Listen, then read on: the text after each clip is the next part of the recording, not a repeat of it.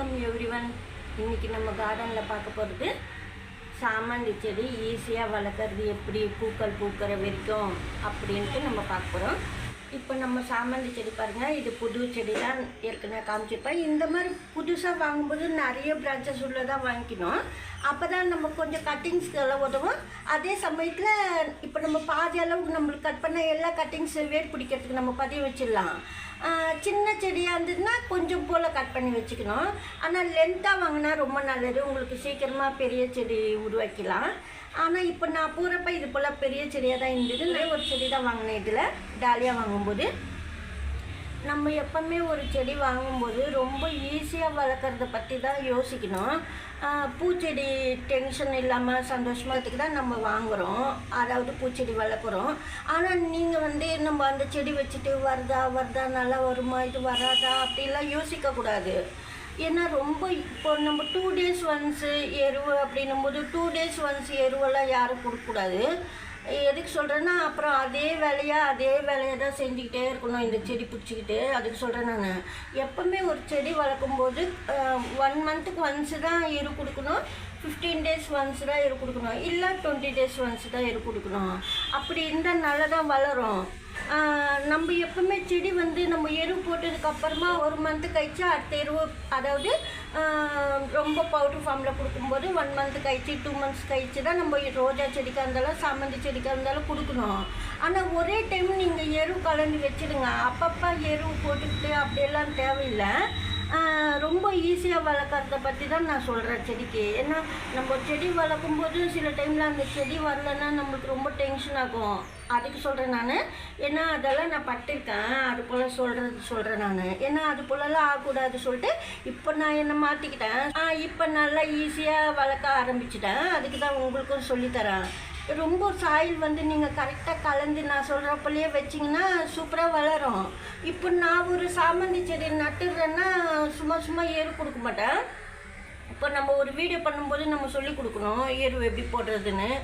நான் போட்ட செடிக்கே கொண்டு நான் எரு போட வேண்டியதாக இருக்கும். அதுக்கு சொல்கிறேன் நான். இப்போ நம்ம ஒரு செடி வளர்க்கும்போது ஒரே டைமுக்கு எருவில் கலந்து வச்சுடுங்க. மொட்டு போட்டு பூ பூக்கிற வரைக்கும் அதே மண் அதே எரு தான். அதுக்கப்புறமா நீங்கள் ஒரு ட்ரிப் பூ பூத்து முடிஞ்சிச்சு, அடுத்த சின்ன முட்டைலாம் இருக்கும் பாருங்கள். அப்போ தான் நீங்கள் சப்போஸ் கொடுக்கணும்னு நினச்சா ஒரு லிக்விட் ஃபெர்டிலைசர் சைடுக்குள்ளே ஊற்றலாம். அது போல் தான் செடியெல்லாம் வளர்க்கணும். 2 days ஒன்ஸுன்னு சொல்லிட்டு எருவெலாம் கொடுக்க தேவையில்லை. ரொம்ப ஈஸியாக மண்ணெல்லாம் இது போல் கலந்து வச்சுட்டாலே வரும். இப்போ நம்ம வளர்க்கும்போதே நம்மளுக்கு எத்தனோ மெத்தடு செடி வளர்க்குறதுக்கு இருக்குது. இப்போ வெறும் காஞ்ச சாணமே, மணல், செம்மண், மணல், காஞ்ச சாணமோ இல்லை மக்கன மாட்டு சாணம் எருவு, கவுமேன் எரு அது போட்டு, இல்லை கிச்சன் வேஸ்ட்டு இது போல் கலந்து நம்ம வச்சிடுறோம். அதுலேயே நல்லா வளரும். கூடவே நீங்கள் ஒரு வாழைப்பழம் தோல் போட்டாலும் வெங்காயம் தோல் போட்டாலும் இன்னும் நல்லா வளரும். இவ்வளோ தான். அதுவே நீங்கள் ஒரே டைமுக்கு அப்பப்போ கொடுக்காம சாயிலுக்குள்ளே முன்னாடியே மக்க வச்சு கொடுத்துட்டிங்கன்னா ரொம்ப நல்லது. நான் பச்சையாகவும் கொடுத்துருக்குறேன், காய வச்சும் போட்டிருக்கேன். வாழைப்பழம் தோல் இதெல்லாம் காய்கறி வேஸ்ட்டெல்லாம் பாருங்கள். இது லீஃப் கம்போஸ்ட்டு, அதாவது லீஃப் எல்லாம் காய வச்சுது நல்லா தூள் பண்ணிவிட்டு நம்ம கையாலே நொறுக்கிடலாம். எப்படி செய்யணும்னு சொல்கிறேன் நான். இந்த ட்ரை லீஃபு, கொஞ்சமாக பழைய மணல் இது போல் நீங்கள் ட்ரை லீஃபோடு பிசைஞ்சிடணும். அதே போல் ஒரு வாழைப்பழம் தோல் பாருங்கள், ஒரு வாழைப்பழம் தோலோ 2 வாழைப்பழம் தோலோ போட்டு 4 வெங்காயம் தோல் இது போல் சாயலுக்குள்ளே கலந்து கொஞ்சமாக கவுமேன் எரு, அதாவது மாட்டு சாணம் மக்கண்டோ இல்லை காஞ்சிதோ நீங்கள் சாயலுக்குள்ளே கலந்துடணும்.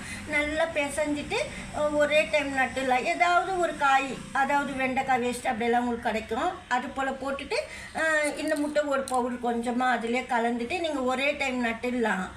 சும்மா பண்ணின்னு இருக்காமல் சும்மா எருவெல்லாம் கொடுக்காம நான் சொல்கிறேன். நான்லாம் என் செடிக்கெல்லாம் ஒரு வாட்டி கொடுத்தேன்னா பூ பூக்கிற வரைக்கும் நான் நட்ட சாயில் தான், அதாவது நம்ம சாயலுக்குள்ளே போட்ட எருவு தான். திருப்பி நான் எருவெல்லாம் கொடுக்க மாட்டேன்.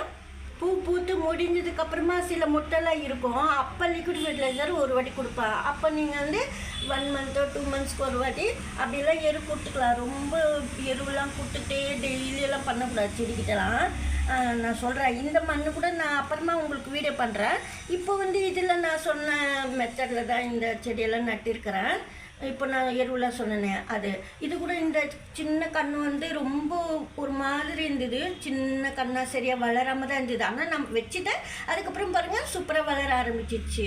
அதுக்கு சொல்கிறேன், ரொம்ப ஈஸியாக மண்ணெல்லாம் கலந்துட்டு இது போல் நான் சொல்கிற போல் நட்டிங்கன்னா நீங்கள் லேட்டாகவே எரு கொடுத்துக்கலாம். 1 வீக் ஒன்ஸ் கூட எரு கொடுக்க தேவையில்லை.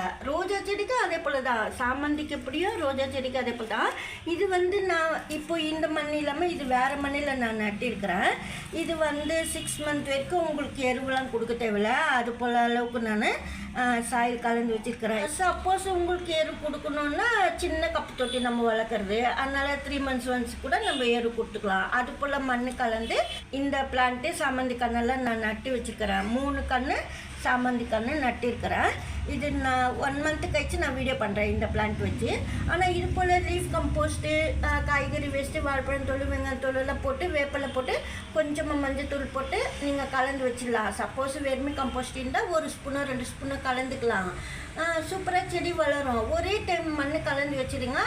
தண்ணி மட்டும் டெய்லி நம்ம எப்படி கொடுக்கணும், ஒரு வாட்டி கொடுத்துட்டு நல்லா மறுநாள் ஸ்ப்ரே பண்ணணும். அதாவது மேல் சைடு மட்டுமே சாமந்தி செடிக்கு. இது போல் நீங்கள் நடும்போது ஈஸியாக இருக்கும் செடியெல்லாம் வளர்க்குறதுக்கு.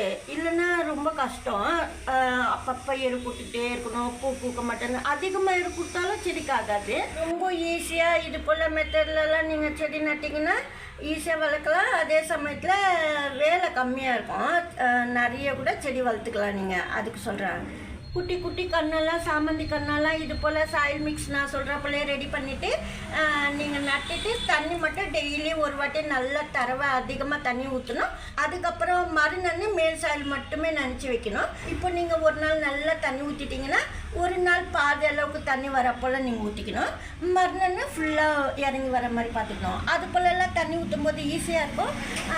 ரொம்ப வேலைலாம் இல்லை, ஈஸியாக தான் இருக்கும். இப்போ நான் சொன்ன மெத்தட்லாம் நீங்கள் ஃபாலோ பண்ணிங்கன்னா சாமந்தி செடிக்கு.